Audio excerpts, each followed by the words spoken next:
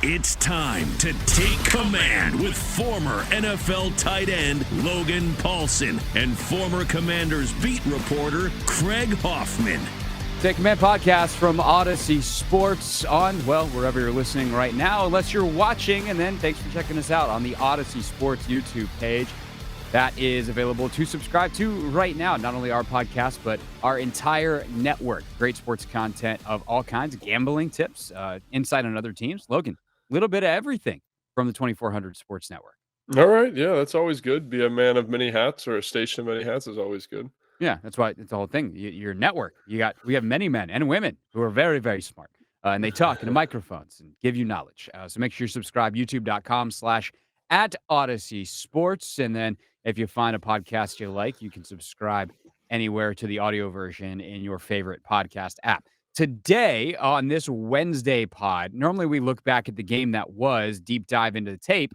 Well, the last game the Commanders played, we already did that. That was a week ago because they had a bye this week. So what we will do is look at the Giants-Eagles game from the weekend. Logan's got some thoughts on that to dive into. Then kind of take a look at the bigger playoff picture in the NFC as the Commanders sit in 6th right now. And then we will look ahead to the Giants in a lot more depth, preview this weekend's game, because our final podcast of the week will be what we hope to be our first ever live show. We're still hammering out the final details, but make sure you're subscribed to the Odyssey Sports YouTube page, as it will likely be broadcasting live there. And also just kind of keep an eye on my Twitter page, Logan's Instagram page, for the link to be able to actually get into the session with us and ask questions. So a lot of setup there, a lot of housekeeping, Logan. Let's dive into some football. Eagles-Giants. The Eagles absolutely thrashed the Giants on Sunday. And one of the things that I think is interesting about this game is it gets the Giants completely out of their flow. They would like to be able to keep things close, be a run-heavy team, not put too much on Daniel Jones. And because the Eagles just run up the score, that is not possible. The problem for the Commanders is they also like to play the same kind of style as the Giants. They are not a run-up-the-score team. But is there any temptation in seeing how ineffective New York was to try and perhaps be a bit more aggressive on Sunday and break through that threshold of the tie that they got last week? Yeah, so I think, everyone sees the score and they say, oh, well, the Eagles kind of thrashed. And they obviously did thrash the Giants. And it got, like you said, all those things about the game and the game flow were entirely true. I think the thing that really stuck out to me when I watched it is it wasn't like it was easy, especially in the first probably quarter and a half for Philly. And so what I mean by that is they come out, I think there's like a 14 play drive to start the game. And it was tough. It was, 3 yards in a cloud of dust. Jalen Hurts, to his credit, made a ton of plays versus Wink Martindale's kind of all-out pressure. Wink Martindale's kind of blitz of choice this week was a cross dog, which is basically when you take those two middle linebackers or a safety and a linebacker, you cross them, kind of messes with protection rules. It makes a lot of sense because Philly likes to be a little bit man-heavy in their scheme and pull Kelsey and it was a nice way to get them in a little bit of a bind. Philly did a nice job handling it, but they still had free runners to the quarterback, and Hurts made some throws under duress that on third down conversions, third down scrambles, that type of thing. And that's pretty much how their first two drives went. They get to a 4th and 7. I want to say it's on like the 40-yard line going in to score against the Giants. And that to me was like the tipping point in the game. It's like this 6-play sequence in the game where it's like it tips. So, Wink Martindale, they can't get off the field, but it's hard. It's taking them a long time. They're giving their offense at least an opportunity to kind of stay in the game. It's 4th down. They go for a 4th and 7. And It's at the plus 41. Plus 41. Jalen Hurts, there is pressure in his face, kind of puts up a prayer. The New York Giants safety, Love, I don't know what he's doing. Totally misjudges the ball. Ends up being a touchdown for Philly. Okay, 14-0. Not out of it's getting out of hand, but not out of hand yet. The Giants go 3 and out. The punter then drops the ball. Like I'm sure everyone saw that this weekend. He catches the ball, it slips out of his hand, it hits off the ground, then he kicks it. It's a 10-yard penalty and a loss of down. So they're back kind of in that 40 yards, maybe even closer 30-yard range. Next play is a touchdown to A.J. Brown, and it's 21-0, right? So obviously, very dynamic paradigm shift. But in terms of what the defense for the New York Giants did to Philly, it wasn't like it was a blowout from the jump. I think Philly's defense deserves a ton of credit. And I think it's really interesting to look at this game plan that the Giants tried out because it was essentially identical to what Washington, like, against the Commanders 2 weeks ago. The Giants were like, "Oh, we're going to run a lot of boots. We're going to run a lot of keepers. We're going to run a lot of attacking the edges of the defense, a lot of counter." This week they come out and they're just duo all the way. So they basically like screenshotted the Commanders' game plan against Philly and said, "We're going to execute that again." Had a hard time doing it. They got into some longer third down situations, and obviously the Philadelphia pass rush just ate up the um, the New York Giants offensive line. And I think, like, if there's something to take from it, it just reiterates kind of the analysis that I had going into the Commanders Giants game one, is that this team is not built to pass protect in any meaningful capacity. So if you can win first and second down, get them into long down and distance situations, which again, that was a challenging thing for them in the first game. But if you can do that, they just cannot hold up versus any of the rushers that we have, right? Evan Neal, I think, has the potential to be a good player. I liked him coming out of Alabama. He is having a very hard time in pass protection right now. Obviously Andrews is playing really, really well, but gives up a sack to Josh Sweat. So, they're just not built to do it. They don't have the skill position players. I will say Philly played a lot of man defensively, which I thought was interesting. And if Benjamin St. Juste comes back, I would expect Jack to embrace that with two hands, because they just don't have enough skill position players to make you scared. It allows you to put more resources in the box to stop the quarterback. So if there's something to take away, it's the man element, and it's being excellent on first and second down, because it really puts them in a bad spot. So the kind of thought process that I had started that question with, and it's interesting to hear kind of what you saw though, starts with a simple stat, and that is 9 carries for Saquon Barkley. He only had Yeah, 9 carries on the entire day, and if he's not going to get the ball a ton, they're not going to win. And it's not like he had he had 9 carries, but he also had 10 receptions. No, he had 2 receptions on 2 targets. Like, he was not involved in the game, and they do not have enough other skill position guys to be able to overcome that. Richie James is their leader on the day in most of the statistical categories, catches, yards, all that kind of stuff. And like, James is a nice little player, but like, he's not beating you. right. Saquon is. And that's where it's such an interesting thing too, right? Because it's not like you come out not trying to score. It's just how aggressive you are in trying to get those points. Are you aggressive in going after some bigger plays earlier in the game to try and really put the pressure on New York? And to be frank, like, I'd be willing to give a little leash on my time of possession that the Commanders are so dominant in favor of being a bit more aggressive. Also because they don't scare me offensively. Okay, it doesn't work. Okay, let's just go back to the game plan. If we go Yeah. a couple 3 and outs, I think I would be okay with that for Scott. But if I am Scott, I am trying to hit, and they've done a good job of this early in some games, finding Terry on some of that deeper stuff, finding Jahan on some of the deeper stuff, getting those chunk plays that raises your average of scoring a touchdown from 5% to 55%, and trying to get a couple on the board early, relying on the fact that your defense, especially if they are facing a heavier pass Giants offense, is going to have a really good day. And if that's the case, if you can get out 14 nothing in the first half, obviously your chances of winning skyrocket because you're up 14 nothing. But also, especially against this team, like, that's a tough day for New York. Yeah, I think it's interesting you mentioned Saquon. I think Saquon's hitting a little bit of a lull, actually. He's having like some type of neck issue. He's not quite right, and I think that shows up. So to me, it's not Saquon Barkley. It's Daniel Jones. Like, he is their Mm. offense. Him running the football, what he does in the short intermediate passing game, off the boots, off the zone read, off the RPO stuff. Excuse me. So I think, like, he is the piece that you have to manage, right? And it's not like he's this overly dynamic piece. Like, I think he's a good football player, but he's limited, right? He's limited by a lack of skill position players. He's limited by a lack of run game. He's limited by a lack of pass protection. So, obviously in the first matchup, he's the thing that hurts the Commanders defense. So what is your plan for him? Really? Like, that's what it boils down to, in my opinion. After watching Philly, after watching our game, what is the plan to keep him contained? And it's interesting that they kind of got away from the Giants I'm talking about. Some of this boot action stuff, which murdered the Commanders, which was very effective against Dallas. They didn't do it as much against Philly. Not really sure why. Maybe they kind of outsmarted themselves. They kind of tricked themselves.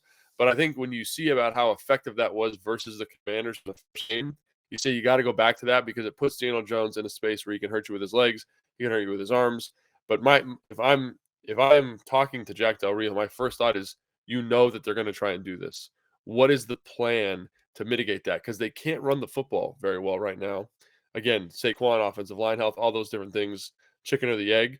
What is the plan to contain Daniel Jones? And I think if you can have a definitive answer there and a very consistent plan, I just don't see how offensively they can win this game. Obviously, defensively, we can talk about that in a second, but offensively, it doesn't seem like they're capable of scoring a significant amount of points to win the game. Truth be told to the audience, is we are recording this at it's currently 1:29 PM, and Ron Rivera is supposed to speak at 1:30. So I've opened up the old tweet deck, and we'll be keeping an eye on quotes from Rivera's press conference. So we might have an answer here in the next few minutes on the latest on Benjamin St. Juste. But let's either way, he's back, he's not back. Like, what is that plan? Obviously, if he's back, you feel better playing some of that man to man. Yeah. Maybe that allows you to free up Jamin Davis to spy a little bit because you're not playing, your basic zone structures. Like, what are the things that you're trying to do to limit Jones? Because what I say, not trying to just acquit my point here, but like if you can make them one dimensional, right? Because it's really about the carries more than it is the Production. the production for Saquon. Like, if they can stay as a run base, let's say it's Gainwell or whatever his Yeah, name is, whoever it is, yeah. or sorry, Brightwell, the backup, Breida, or Jones running. Like, Jones only has 4 carries the other day in that game. Like, they need to be a balanced and probably run-heavy offense to be successful, because if Daniel Jones is stuck drop back passing, he's not good enough at it. When he gets to do all this Daniel Jones stuff, running the football, whether it's zone read or design quarterback run, we gets on boot, like, that's when he's super dangerous and can hurt you. So what is the plan if you're Jack Del Rio to contain him better than you did in the previous outing? Yeah, I mean, I think Benjamin St. Juste coming back, if he does come back, is huge. It is the game, in my opinion, because it allows you to do a lot of stuff. It allows you to say, hey, Benjamin St. Juste match up with Slayton, who is their number one deep threat. And I feel very, very, very, very, very, very, very confident about that matchup. I think Kendall Fuller matches up really nice with Hodgins, who was on a practice squad 5 weeks ago, right? So there, in terms of how you match up with this team, right? Cam Curl on Bellinger, who's probably their most consistent offensive player, the rookie tight end at San Diego State. Like, they just don't have the horses. So if I'm him, I'm saying on first and second down, I'm playing a Cinco front. I don't care. Try to beat us throwing the football. Go for it. Playing a Cinco front, playing man-to-man coverage, and they can't.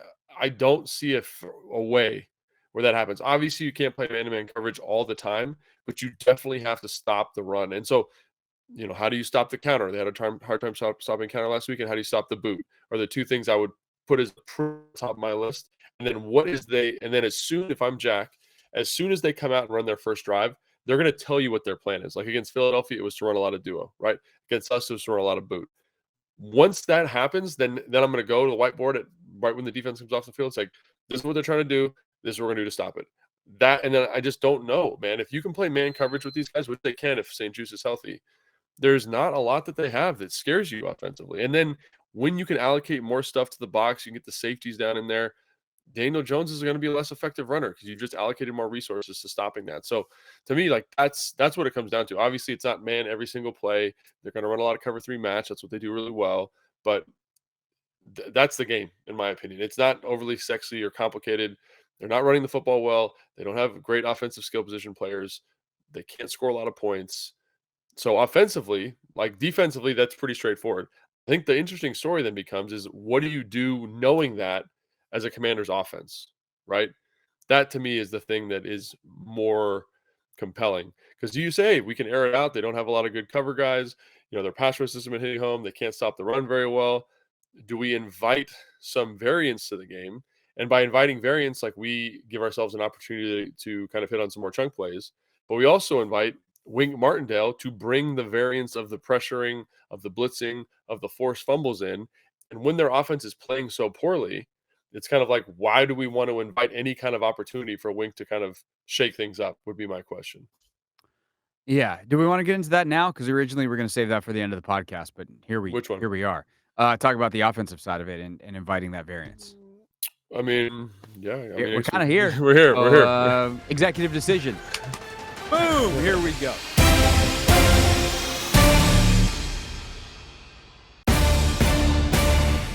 Take Command podcast from Odyssey Sports. Thanks for listening or watching, wherever you are watching or listening right now. Make sure you subscribe in that place, Apple Podcasts, Spotify, the Odyssey app, or if you're watching us on YouTube. And Logan, that word variance, what we're really talking about is the amount of variance we want to invite, not just into the game, but in with Taylor Heinicke. The Yeah. turnover-worthy plays are something that's been a hot topic of discussion. He seems to get away with murder on that every single week. You were also talking about, though, his ability on the upside to potentially make a little bit more happen. Mm, And possibly, as we talked about on one of last week's podcasts, does he run a little bit more this week now that Carson Wentz is available as the backup? Is he freed up a little bit? So there's a lot of factors here, but ultimately, like, what how much risk are you willing to tolerate? Just like we were saying to wrap up the last segment, like how much risk are you actually willing to tolerate with Heinicke, considering this is not the formula that got the Commanders to this point. They are yeah. not playing on Sunday Night Football with a playoff spot, mathematically speaking, basically on the line. If they win, it's like 90% and they're in. I- if you're getting here by running the football, ball control, whatever, do you even want to think about going against that pattern? Nevertheless, some of the specifics. Yeah. So there's a lot to unpack there, Craig. So let's start, I guess. Let's start with Taylor Heinicke, and then we'll kind of go to game flow from the first game because I think there's some interesting points to talk about there. So with Taylor Heinicke, I know like one of the videos you posted on YouTube, one of the commenters was like, "I'm tired of talking about turnover worthy plays. I think that's ridiculous." Blah blah blah blah. Did you win or not? Like I get that. I totally understand that perspective. However, the reason we bring that stuff up is because it is a level of variance, right? So, traditionally speaking, a person or a player with a lot of turnover worthy plays, they might go through a stretch of time where they're not throwing an interception, but that stretch is not sustainable based on this metric of play style where they are not being very fastidious with the football. So when we bring it up, it's kind of like you're riding a very high you're riding high luck right now. You're at the casino, you're rolling the dice and it's coming up the way you want it multiple times. That's not statistically viable forever, right? So when we bring this turnover worthy play element up, that's what we're referencing. It's like, how long do you sit at the table and continue to roll the dice before your hot streak runs out and you end up losing big and you end up losing a lot of money? And so that's kind of what we're doing with Taylor when we talk about that. So he does put the football in harm's way more than you like. And I think the other thing that's tough is that he does miss throws that are there. I think back, I did like a little red zone breakdown, which would be on Wednesday's show of the command center.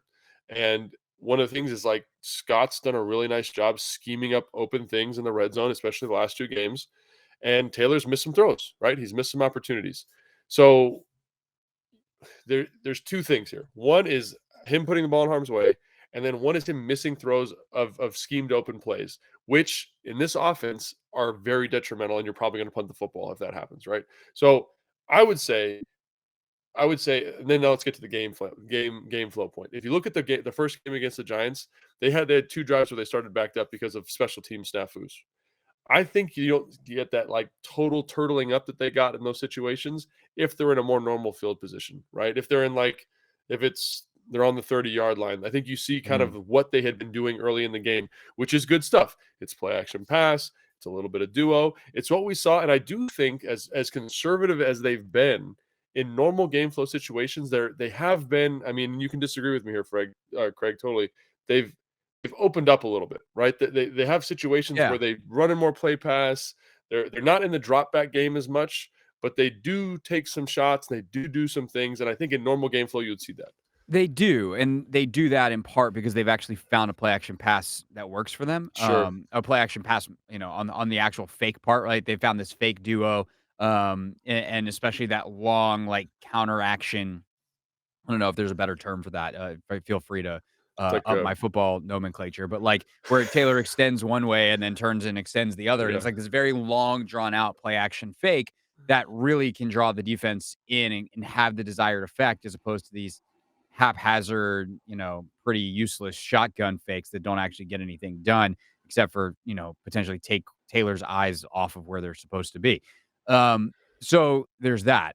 Um, and I agree with you on that front. They have definitely tried to, especially early in games, get some of those chunk plays. and then really drive home running the football. And I think that's still a good plan. The question is, do they keep, and as I said a little bit ago, we're recording this in the middle of Rivera's press conference on Tuesday, and we now have a bunch of updates. And I haven't seen one on Sam Cosmi yet, but if they have the more mobile linemen, the Schweitzers, the Cosmes in, do they include some of the screen game and some of the stuff that they've Yeah, kind of cut out of the offense? And I think that just allowing the offense to have a little bit more to it is kind of really what we're talking about here. At the yeah, end of the day, like, it's margins. And we do a lot of talk about the margins on this podcast because that is where the game is won and lost. It's also the thing that changes. It's the thing that's up for debate is, do you want to be 65-35 run or 60-40 run? Because they're not yeah, going to be, well, I mean, they might be 60-40 pass, depending on game flow, but like ideally they're kind of 60-40 run. yeah, That's where they are. They get up and then they're able to run out the clock with these two big bruising backs that have been really effective at closing out games. I think it's, in a way, it's too early to tell, because it's going to depend on their personnel to yeah, an extent too. Because, for instance, Trey Turner is having a good week in terms of the bye week helping him out, and he very much could be back. And if he is going to be your starting right guard, the screen game and all that kind of stuff isn't really on the table. That's not where he's at. Um, if it's Cosme, then you're all right. By the way, the other injury updates real quick. We were talking about St. Just in the last segment. It looks like he's on a good track. So that's good. Jamin Davis apparently had a procedure on his thumb, but he's looking like he's trending the right direction. So is Chase Young for the 18th straight week. Montez Sweat, James Smith-Williams are in concussion protocol. So chances are, if you're listening to this on a podcast, you probably know that stuff by now because the time release factor of this. But just in case, there's your news update. But to circle back to what we were talking about, the personnel offensively could dictate a lot of this, and whether or not Schweitzer and Cosme are your center and right guard, or whether or not it's Nick Martin and Trey Turner. You're not necessarily screwed if it's the latter, but the former gives you a lot more options and a lot of things that you can potentially do compared to the game plan that you were almost stuck with from an offensive line standpoint during that streak. When, oh, by the way, you did go 6-1. yeah, yeah. And I think that's a really good point. And obviously, injuries are going to play a big deal. And I think I think I like the way you phrased the beginning part of that. It's like we're not advocating that they go out and become, the greatest show on turf in terms of throwing the football. But I think, 10 more passes, 5, 7 more passes in a game is an appropriate solution against the secondary, especially if you're at a point where you can pass protect, especially on first and second down, running a little bit of play action pass there, I think would be really advantageous. Making sure you're in third and manageable situations. Like, how do you get there? Because if you are in 3rd and 3, I don't know, for whatever reason, Wink Martindale's pressure rate comes way, way down. So Philly also did a really good job of that in their game against the Giants, of staying in third and shorter situations so that there wasn't as much pressure. But when they were in third and longer situations, they were able to overcome the pressure that Wink was bringing. So I think that's all kind of got to factor in. I don't think you deviate too far from what you've been doing. I think you're okay with playing the long game. I think your defense, I would assume the defense is going to play much, much better in this outing, having seen what this Giants offense is about. Having a week of rest, for all of this conversation about the defense, like, they have some significant injuries. Like Jamin's, had thumb surgery during the bye week. He's been hurt for a couple of weeks now. John is always kind of nursing a hip injury, so get him a little bit fresher. I think really bodes well for the group to just come out and play lights out, and that's not even talking about Benjamin St. Just. So if just knowing the team, knowing the personnel, knowing my quarterback, I think you don't stray too far from what they've been doing. It might look a little different. You might hit some different runs. You might, work some more play pass in on first and second down, which they did a great job of in the first game, specifically on the first 2 drives. But yeah, I think that's kind of what you're looking at, and some framing of that in terms of trying to limit Taylor's ability to bring variance to the game as much as you can. And people get mad about that. Like, why are you putting handcuffs on him? I think because you've seen what he looks like when the handcuffs aren't on. Like, look at the Minnesota game. They try to give him a little bit more of the offense there, and it crumbled a little bit under him. So I think just knowing what he's good at, speaking to that skill set, limiting what the mistakes he can make, I think is going to be a huge deal. Reminder in that Minnesota game, 15 of 28 for 149, 2 touchdowns and a pick. Here's the crazy thing about Taylor, though, with the variance, and we talk about the turnover worthy plays and, if I am just merely looking at what I'm about to tell you, I would be that guy on YouTube saying, I don't want to hear about turnover worthy plays Yeah, anymore yeah. because you know how many times Taylor Heinicke has thrown 3 picks in his career in a game? I have no idea. Zero. Once. Once. That's it. And it was with Carolina. It I might have think been I his was I first. was versus Atlanta. I was on the team. I was on Atlanta then. And I was like, man, There this there guy's you having a go. tough day. On, December 23rd of Yeah, 2018, yep. week 16, Yeah, it was you rough. guys, the Falcons, won 24-10. You picked Heinicke off 3 times. He did have 274 in the game. He threw it 53 times, Yeah. which is, not a formula for success. Um, but I think he yeah, also that's broke his wrist too or something crazy in that game. It was a oh. tough day for him. Yeah, that sounds worse than the 3 picks. But that is the only time he's ever thrown 3 picks. So for all of the times that it feels like he's thrown 100 picks in a game because he throws the ball over the place and you're having a heart attack and especially some of those games late last year where he was just frankly really bad as he was banged up and not fully healthy.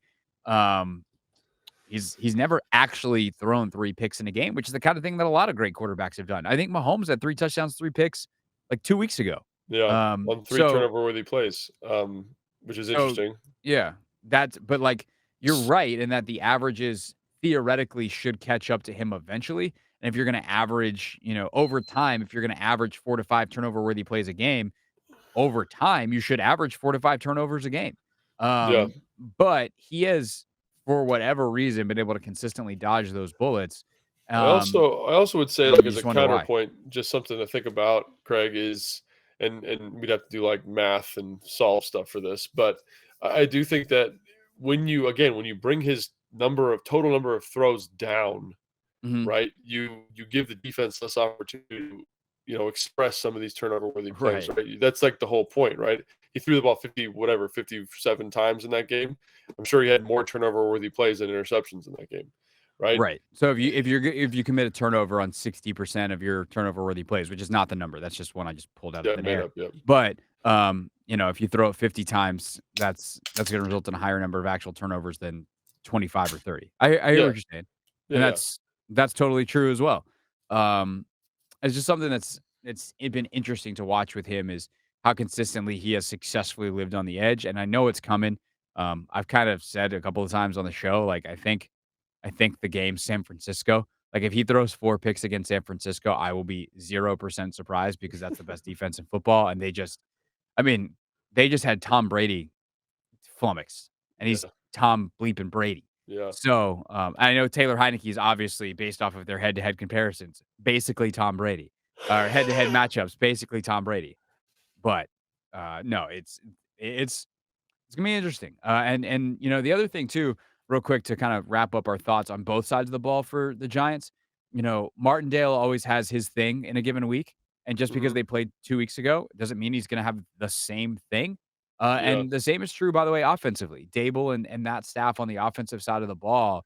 You talked about, oh, they found a wrinkle and they did a really good job with it 2 weeks ago. Like how different do they go just 2 weeks later against the same exact team who, by the way, hasn't played another game since.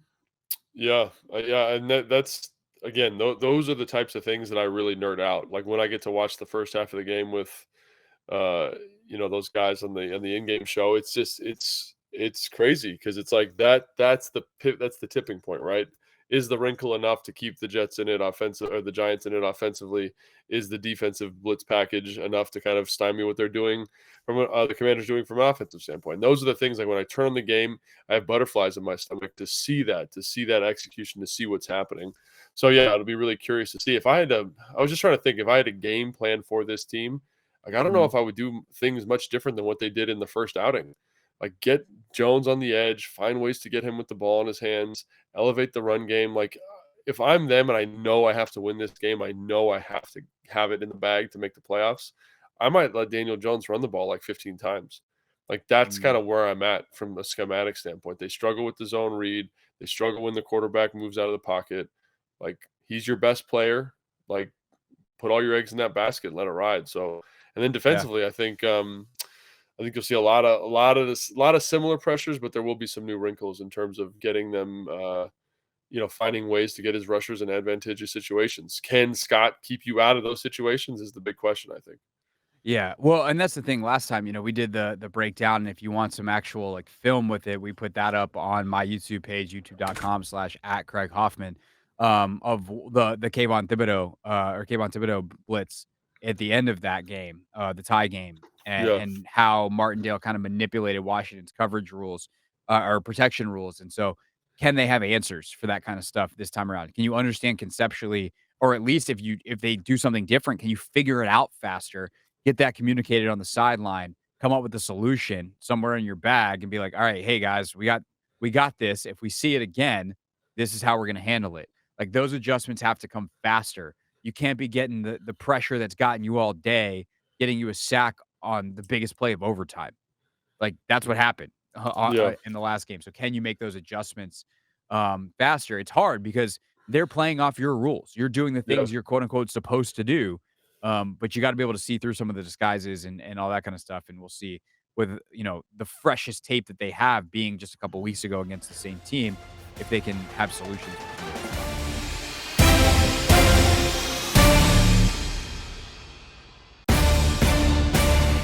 Take Command podcast from Odyssey Sports. Craig Hoffman here, Logan Paulson there. Join us live on Thursday night, right here on the Odyssey Sports YouTube page, if that is where you are watching this episode. We are hoping to be live streaming at 7 o'clock. Also, we will send out the StreamYard link, which is the software, I guess, website, whatever it is, that we use to record so that you guys can actually come in the studio with us, this virtual studio, and ask us questions in person. So we look forward to that coming up on Thursday night. All right, Logan, we look broader scope. The dust has settled. Cardinals lose again last night. They're really now officially out of it. The news just came down. Kyler Murray did indeed tear his ACL, which is such a bummer. That is a bummer. Last night on that third play of the game when he went down and ultimately was carted off against New England. So the teams that are possible to make the playoffs now have really been narrowed down. Lions are trying their damnedest to get back into it. Yeah, I will include them, kind of as the floor here, but in the NFC, Philly, Minnesota, San Francisco, Tampa are your division leaders right now. Dallas, Washington, New York, the 3 NFC East teams have the 3 wild card spots. You have the Seahawks at 7-6, a half game back of Washington, New York, and then a game behind them at 6-7 are the Detroit Lions. If you are the Commanders, like how much looking around are you doing, if anything? And kind of what's the conversation in the locker room this week leading into this game? Where, by the way, if you win this, the stats say you're somewhere between 85 and 90% likely to make the playoffs. So I think it really is easy for Ron to be like, hey guys, focus on this one. yeah. That's exactly what I was going to say. To me, there's no looking around because you control your own destiny. The only time you look around is when you don't control your own destiny. You're like, oh, this team has to lose when they play this team, and this has to happen, and the stars have to align, and lightning has to strike this spot 3 times. That's the stuff you're like looking around for, and you're like, well, can we get in? Can we get in on some lucky stuff? But when it's in your hands, when it's your thing to control, it makes it very straightforward. It's like win this game, take advantage of this opportunity, and you're going to be in an excellent spot. So, like I said, I think this is exactly how you write it up. If you're Ron Rivera, you basically say, we took a tie when we're in the Meadowlands. We're coming off the bye. We have an extra week of prep. Our guys are going to be healthier. It's at FedEx Field. Like this should be, I'm not saying easy win because there are no easy wins, but as easy as a win as you can get. And when that's how I'd like to bet. I'd like to bet on it because like I want to make the playoffs. I want this team to make the playoffs, and that's the parameter I'd love to have. A game where I'm coming off the bye. Scott Turner's excellent off the bye. It's at home, not a big road trip deal. Like, let's get this thing done. Let's get this in the bag. Let's get to the playoffs. Yeah, Aaron Schatz of Football Outsiders has it. Washington wins. They're 86% in the playoffs, 28% with a loss. The Giants are 90% with a win, 31% with Wow. a loss. Seattle's 57% either way. The Washington result doesn't really matter to them, I guess. And then Detroit, 20% if the Giants win, 21% if Washington wins. And obviously that they're doing calculations based off of what they would need and then strength of schedule and all that kind Mhm. of stuff over the final couple of weeks of the season. But it shows you like 86% of the time, if you or 86% chance if you win this game, you're in. And if you win 2 out of the last 3, you're basically guaranteed because you have uh, a 2-game lead essentially over New York because you've got the tiebreaker and you've got the game in hand. So this game is kind of worth double in that way. As you then look around the rest of the NFC, is there a team that you would prefer to see in the playoffs? Team that you would like to avoid? I think everyone's going to kind of want Tampa. That's gonna be basically impossible, to catch the Cowboys. Cowboys would have to lose out, you'd have to win out, and then I'd have to check on what the tiebreakers even are, assuming that Tampa finishes 4th, Dallas obviously, currently in the 5 spot. But between, I guess, Minnesota and San Francisco is realistically what we're talking about in that first round with the Eagles, all but securing the bye. Like, is there any either of those teams, I think we talked about this a little bit the other day, but either one of those teams that you would prefer to see? Is there even a question there, Craig? Like, I mean, holy cow, would you rather see the 49ers who just smoked the Tampa Bay Buccaneers 35-7 and seem to be kind of like I look at that roster and I'm just like, how did they do that? Christian McCaffrey, Brandon Ayuk, George Kittle, obviously Debo Samuel got hurt, but one of the best offensive lines in the league, the best defense in the NFL at the moment. I don't know, man. I don't think I want any part of that team until, maybe round 2 later in the playoff picture. When I you want have to face Minnesota. them. Yeah, I want Minnesota, man. Their defense is struggling. They've given up 400 yards in 6 consecutive games or whatever it is. I think Kirk is playing well. Obviously, Justin Jefferson's a heck of a like he might break the 2,000-yard barrier for a receiver, which would be pretty spectacular for him. But I just look at this and I say, like, that is a team that that is better, that is worse than their record. And to see how they played them, the Commanders played them in the matchup here. I think, man, that is an opportunity for this team to do some stuff. Catch a team that's not as hot as San Francisco, and do some good stuff in the playoffs. So I can get a first round playoff win. If I had to pick a team, that would be it. So, you're right, is the first thing. If you're gonna make the case for Minnesota, it would be I feel like the Minnesota is a tougher place to play. That dome gets nuts. It's a very cool Yeah, stadium. They've got the Viking ship, the whole thing. San Francisco is a really solid, I feel like. I mean, you played in Levi Stadium. It's not Candlestick. It's not no, the old it's place. much more corporate. Like they have Yeah. a lot of so basically the construction of the stadium is such that like you have a lot of skyboxes. Yeah. And so they're all enclosed. Like it's more of like a Silicon Valley wine and cheese, like there for business meetings type crowd. And it's a very expensive stadium to get seats. So you kind of lose some of that, raucous tailgating fan in there. Right. So you lose a little playoff atmosphere. So that would be part actually that's part 2. Part 1 is Brock Purdy. And Yeah. what Brock Purdy did last week was phenomenal. That kid has no fear, but eventually, 5 weeks from now, like is he still going to be able to play like that? Or is the NFL going to get some tape on him and go, "All right, he's Mr. Irrelevant. That dude's not beating us in a playoff game." Like Jack if you're Jack Del Rio, are you licking your chops going, "All right, I'd rather face that guy than Kirk Cousins." And not that Kirk scares the daylights out of you, but he's still Kirk Cousins compared to Brock Purdy, 7th round pick. And I realize I'm saying that right now, and this, Brock Purdy turns out to be awesome. This clip will live on in infamy. But that would be I guess the only thing is like you are facing Mr. Irrelevant from the most recent draft. You are facing the guy that went 2 rounds after Sam Howell.